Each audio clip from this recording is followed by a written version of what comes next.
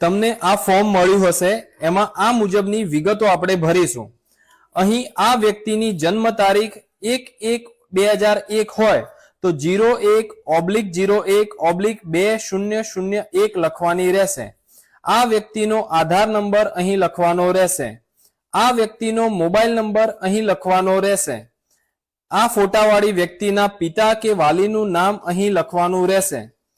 આ વ્યક્તિના પિતા કે વાલીનો અહીં ઓળખપત્ર નંબર લખવાનો રહેશે જો ઉપલબ્ધ હોય તો.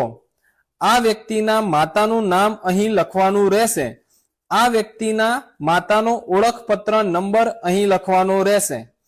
આ વ્યક્તિના જીવનસાથીનું નામ એટલે કે પુરુષ જો હોય અહીં તો તેઓની પત્નીનું નામ લખવાનું રહેશે. ફોટાવાળી વ્યક્તિ જો સ્ત્રી હોય તો તેઓના પતિનું નામ અહીં લખવાનું રહેશે. અહીં જીવનસાથીનો ઓળખપત્ર નંબર લખવાનો રહેશે જો ઉપલબ્ધ હોય તો.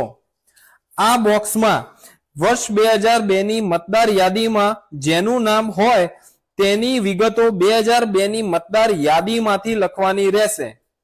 આ બોક્સની અંદર વર્ષ 2002 ની મતદાર યાદીમાં નામ ન હોય તો માતા કે પિતા અથવા તો દાદા કે દાદીની વિગતો અહીં લખવાની રહેશે. આ વ્યક્તિના સહી અહીં કરવાની ફરજિયાત છે.